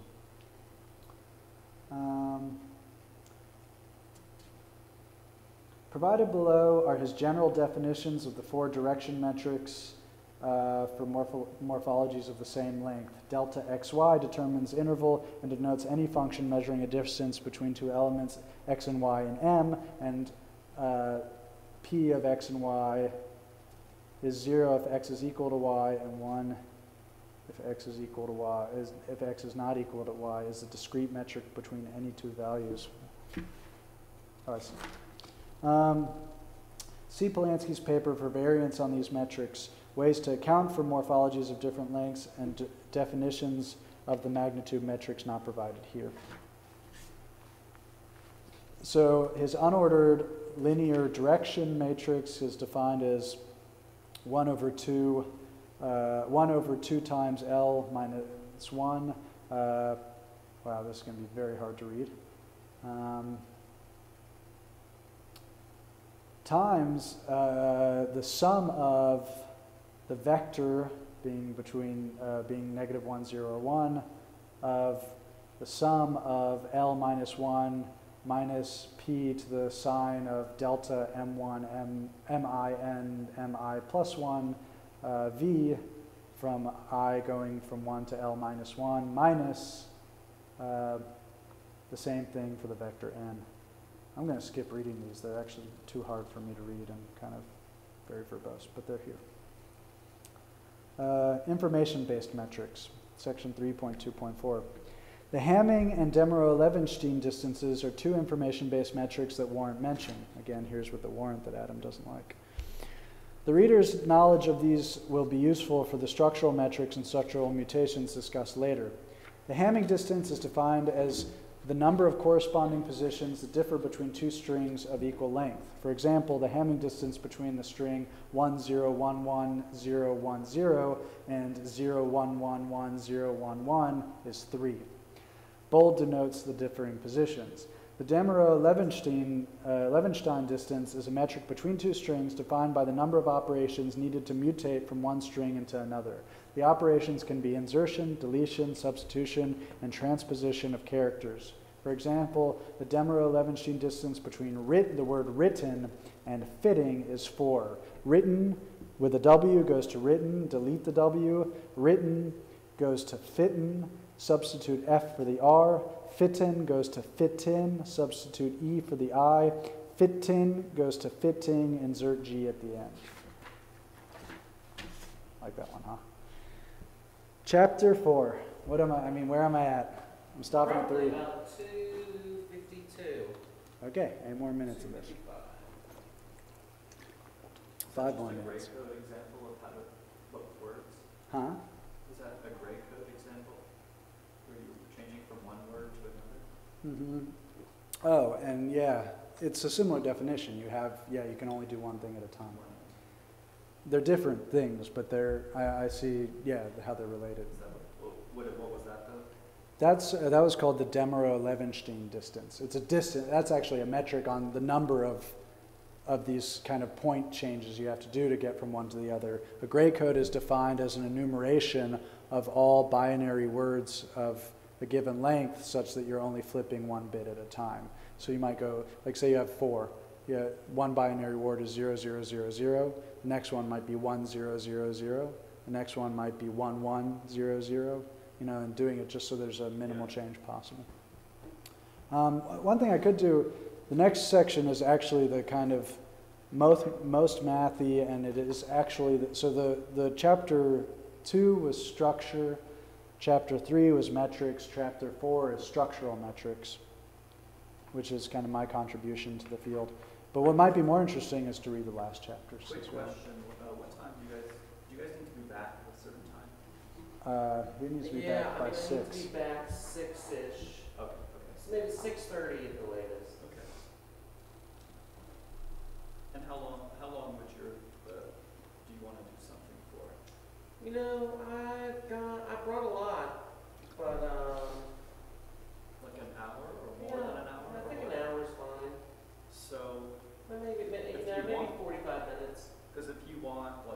you know, we could skip the, visiting the Terrell, and we could just, like, you could go until 4, and then Andrew could go on from 4 to 5 until Yeah. the place closes.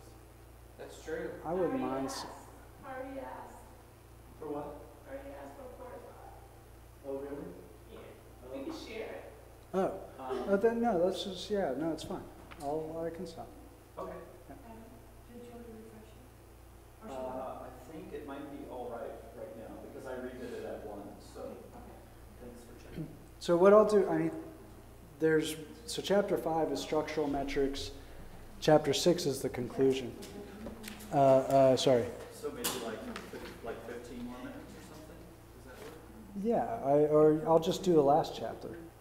Let me actually, because the chapter on structural metrics, chapter 4 is structural metrics, which is pretty mathy. I'll skip that one, and I'll do chapter 5, which is structural evolutions, and it's very short, and it's actually the part that I need to amend the most, and then I'll do the conclusion. So yeah, I could be done in 10 minutes. Because this is actually mostly a list. So just to overview, structural, the meat of it is the chapter I'm skipping actually, but what it is it's a survey of comparing two structures and going from the most objective, which is the comparing the two elegant programs of two structures where you've ironed out objectively all the redundancies, but saying, hey, that's actually completely impractical because of this halting problem. You can't know for sure that you've got a minimal program. So saying that that's actually the most objective and the least practical, and because of its impossibility. And then I go through a few more that go from more subjective yet more practical. So the kind of one of the fundamental premises here is that the more objective something is, the less practical, and the more subjective a method of comparing structure is, the more practical. Because we say, well, we do things empirically, and we say, oh, I hear this relationship, or we can arbitrarily name any type of relationship and analyze based on those relationships. Okay. So that's kind of an overview, but it's pretty heavy math throughout. Kind of prove it. So that's the meat of the epistemological survey, showing this fundamental trade-off. And actually chapter 5, which I call structural mutation, so I've gone structure, metrics, structural metrics, and now structural mutations, gets into evolutionary biology, and this is now behind the times because of that book that's there. So 5.1, what is being mutated? A structural mutation is the evolution of an object with a structural metric as a fitness test. Prior to the epistemological goals that the thesis now addresses, structural mutations were to be examined for their utility. Now we study evolutionary methods with structural metrics for fitness tests to show how evolutionary algorithms, as are usually implemented in computer scientists, are far from similar to real-world evolution. For more on general practices of evolutionary algorithms, see ... Most importantly, in the real world of evolutionary biology, mutations occur to the genome. The computational equivalent is a mutation to the machine-level code that generates a given object. In such a mutation, there is no way to ensure that the mutated code will halt, because if you flip a bit, it might create a bunk program, give you the spinning wheel. However, one can limit the software space by mutating the code on a higher level, i.e. not machine code, and embedding rules for mutation that take into account the grammar and syntax of a language to ensure that the mutations will not result in computations that loop infinitely and never halt. This essentially limits the software space and compromises the universality of the search. I maintain that this latter method, while perhaps useful, does not really explore epistemological limits since the software space is so greatly restricted. Again, the halting problem propagates itself in another situation. In the following 3 examples, we examine artificial evolutions where the binary description morphology is mutated for practicality, that is, on some higher level than the genome, as with most evolutionary algorithms as we know them. Here, we must distinguish between 2 very different utilities of practical evolutionary algorithms. The first utility is to induce a controlled morph from one object to the next, displayed by the first 2 algorithms below. The third algorithm relaxes control in order to reach the destination metric as quickly as possible. This is typical in problem-solving evolutionary algorithms, where reaching the target metric equates to a solution of a given problem.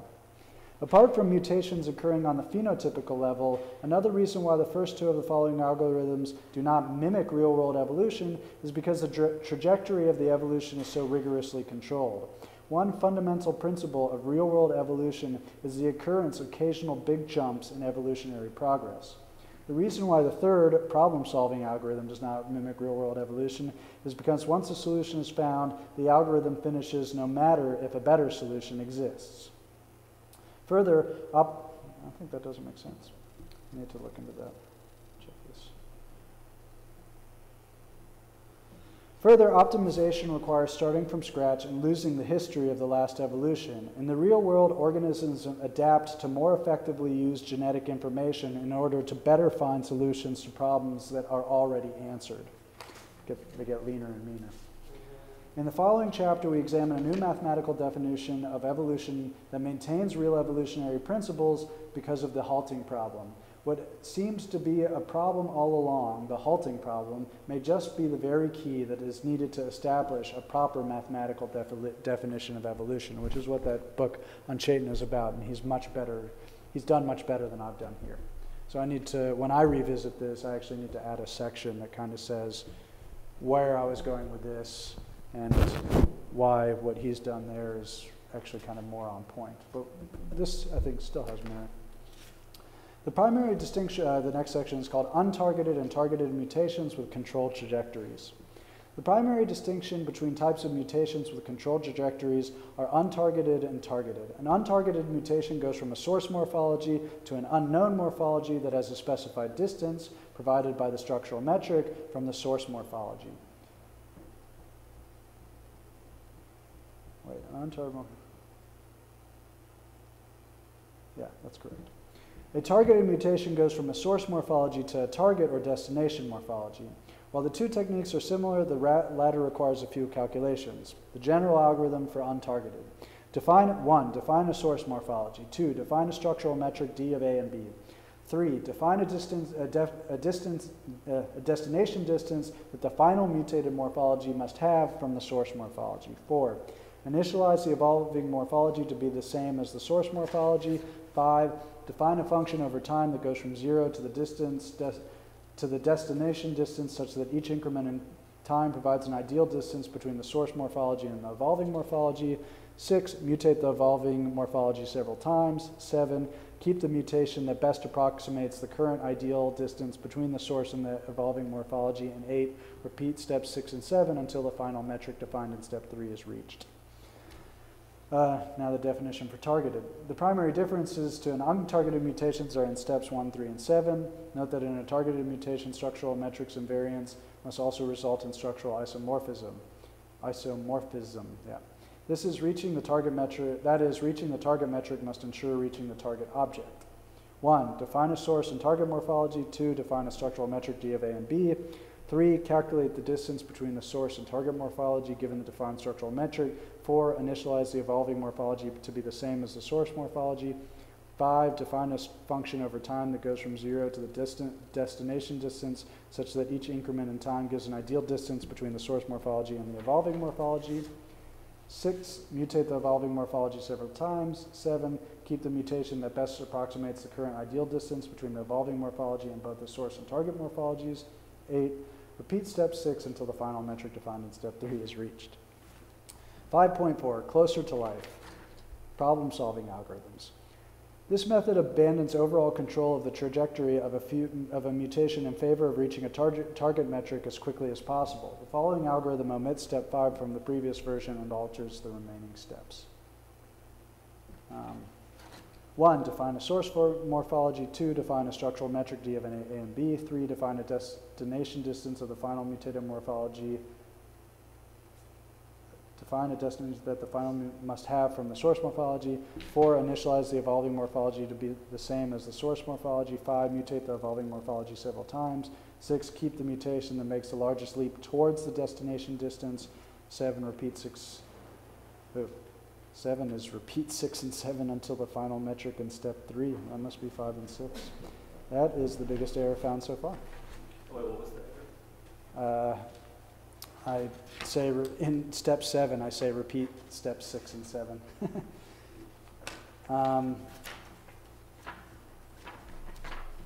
Yeah, I'm almost done here. Do I have time to read the last chapter? It's somewhat short. Or should I stop? This is the last section of this one, a stepping stone to a mathematical model of evolution. To reiterate, we present the aforementioned algorithms to show how they do not model intrinsic properties of real-world evolution. The first two algorithms do not incur large evolutionary advancement in order to control the trajectory of the mutation, while the third algorithm does not optimize the solution once the target metric is reached. In all three, mutations occur on some higher level than the genome, as to ensure that a mutation does not result in a non-halting program. That is, just as with the more practical structural metrics, these artificial methods abandon fundamental principles of evolution for utility. In the next chapter, we abandon the notion of practicality to define a new mathematical model of evolution that maintains properties of real-world evolution. I'll try to read this quick. I think Andrew will appreciate it. So chapter 6 is the conclusion. 6.1, recasting a mathematical definition of evolution. 6.1.1, examining metabiology. So this is all going to be there'll be another chapter talking about that book there. In the previous chapter, mutations based on structural analysis were formulated in such a way that one can ensure that a mutation does not result in a non-halting program. But what about a computational model of evolution that is in keeping with observations in evolutionary biology and physics? There's been significant work in mathematical definitions of evolution for the past century. Awkward. Choate himself started writing about such models as far back as 1970, and the theories of digital philosophy and physics also promote such computational models. Chaitin's most recent work returns to the intersection of mathematics and biology. He has dubbed the field metabiology and relates this to the philosophical ideas of the search for the perfect language after Umberto Eco's book of the same title. In short, the perfect language expresses concepts as simply as possible. After examining Chaitin's current mathematical definition of evolution, I present a modified theory that in no uncertain terms is a search for the perfect language, and that is true. To start, we examine 4 integral features of real-world evolution. 1, organisms have a code such as DNA that contains a smaller amount of information than the organism itself. This code is the program that generates the object. 2, systems have a tendency to grow more complex over time. For example, single-cell organisms develop into multicellular organisms. However, the increase in genetic material is rather small. Also see below about genetic maintenance of history. 3, as something evolves, there tends to be occasional big jumps in evolution. And 4, phylogeny recapitulates ontogeny. While this general notion, first outlined by Ernest Haeckel, is discredited, the development of something like an organism does seem to maintain aspects of its evolutionary history. Genomes become more efficient over time. Evolved species can do more with small amounts of DNA, respectively small amounts. For example, the human genome is much smaller than scientists originally expected. The genomes of evolving species are not significantly larger than genomes of primitive species. Take humans in comparison to roundworms. Part of this efficiency seems to be a result of an encoding of an organism's evolutionary history. For example, humans have a proclivity to talk. A child can learn a language that has taken ages to develop in the matter of a few years. This suggests that these advancements are hard-coded in the genome and not relearned from scratch, thus expediting the process of learning language. The immediate result is that genomes maintain certain aspects of the organism's history, even if they do not obviously recapitulate their own evolution. Chaitin's mathematical definition of evolution is beautifully simple. His model derives from Darwinian evolution of species. In the theory, the population comprises mutating software organisms that compute positive integers. The fitness test of an organism is the size of the integer it computes. The bigger, the better. More formally, Chaitin is searching a software space to find a particular type of Turing machine that particular types of Turing machines that output large numbers. Such machines are known as busy beavers, a name applied by Tibor-Rado, there is no algorithm that will compute the output of such Turing machines, and thus the problem of identifying such machines is equivalent to the halting problem. Chaitin's model reflects the first 3 of 4 features. The size of the integer that the software produces will grow much faster than the size of the computer program. Also, a change of a single bit in a computer program can cause a drastic change in output, big evolutionary jumps. As yet, Chaitin cannot show that his theory demonstrates the last of the 4 features and that the evolving code does not seem to contain its own history. He can show that evolution is progressing, but has to start the process over again and again if necessary.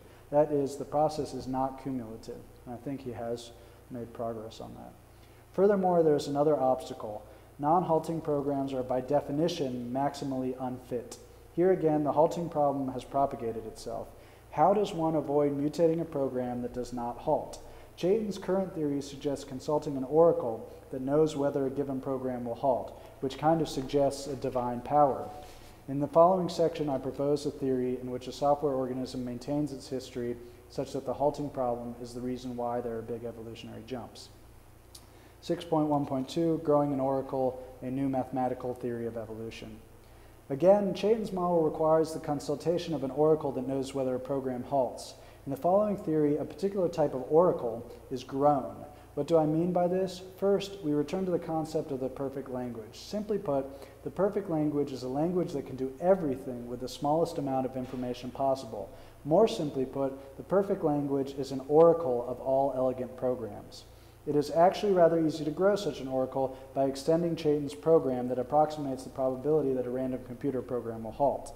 This model, presented in the following points, is ultimately the culmination of my research in that it was completely engendered by the exploration of the epistemology of structural metrics. The fitness test: create an organism that can do more with less. An organism's genotype is a list of halting programs. At first, the organism can do nothing as it is an empty list of programs. 2, search the software space to find programs that halt. I believe the search could be a random walk or systematic. That is not true. This is what Chaitin's proven wrong. 3, let each mutant program run indefinitely. 4, for each mutant program that halts, run all programs in the list, that is, in the organism's code. If the mutant program that halts is smaller than and produces the same output as a program already in the list, then replace the existing program with the mutant one. That way, the organism's genotype gets leaner while maintaining its history, but more efficiently over time. Finally, if the new program produces a unique output, then just add it to the list. This mimics the progression from single-celled organisms to multicellular complexes. In this model, as time goes on, both the genome and the phenome will grow, but the former will grow at a much slower rate. Complexity will always tend to increase. Over time, the organism will maintain its history and get more efficient because it will slowly replace bigger programs with smaller, more elegant ones that do the same thing. That is, the process is cumulative. Major jumps in evolution occur when a new program outputs something unique with respect to the list and is then added to the organism's genome. Smaller evolutionary progressions will occur when the software organism becomes leaner as it gets rid of extraneous code. Essentially, the organism evolves towards a list or oracle of all minimal programs. The evolution is the search for the perfect language. I'm going to just go to the very last part here because I'm out of time.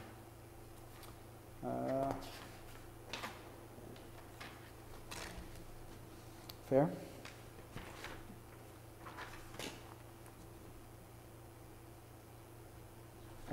Let's see.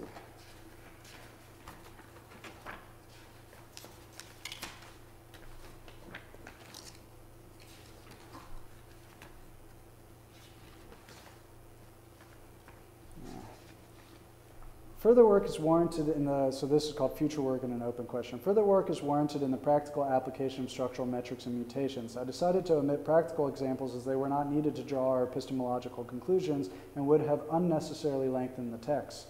Included at the end is blah, blah, blah, blah. What is the point I wanted to read? You know what? This section, I'll read it some other time, but this section kind of talks about how things may not conform to these rubrics. I thought it was just you being like, fuck you, department, I'm not doing It is. It is. Yeah, there's kind of some nice statements here, but I don't want to take up more than time. I'll just read the last paragraph, last two sections. Section 6.4.3 on documentation. Artists often obsess over documentation, especially musicians. For example, pieces are constantly recorded for safekeeping. One of the most important documentations in music is the score, which functions as a prompt to action and thus somehow encodes the possibilities of a piece. For most of Western music history, the score has developed to best express said possibilities. Most recently, there's been a dramatic paradigm shift in the score with the proliferation of the computer and the incorporation of text. In many ways, it seems that the score tends towards a minimal or elegant description of a piece. And here's my final thought.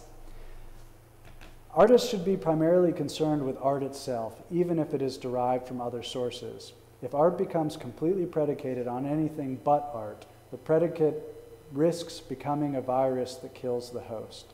I'm happy to admit that I am first and foremost a composer who has been seduced into computer science and mathematics.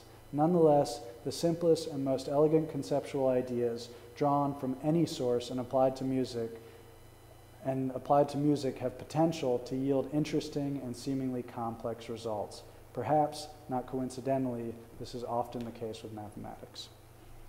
There was some stuff that I skipped. What's the definition of elegance? In here, it's an elegant program is the smallest computer program that outputs a given object. It's the maximal compression. What is elegance just in general? I don't know. I take this definition very seriously. Elegance is minimal descriptors. It's the most elegant way to describe. It's the shortest way to describe something. Maximal compression. Yeah, for me it's maximal compression. Something stated very elegantly is maximally compressed. Yeah, that's interesting. I've never thought of that. I mean, I don't know. Yeah, I've never thought about it in terms of the definition of elegance. Yeah. But it makes sense. It's nice. Anyway, thank you guys. I got through most of it, and actually, I mean, I'm kind of pleased that there wasn't that many kind of egregious typographical and grammatical errors, but I could point out where I've got some work to do. So the main thing I think is I really need to talk about the developments that have happened since I finished this.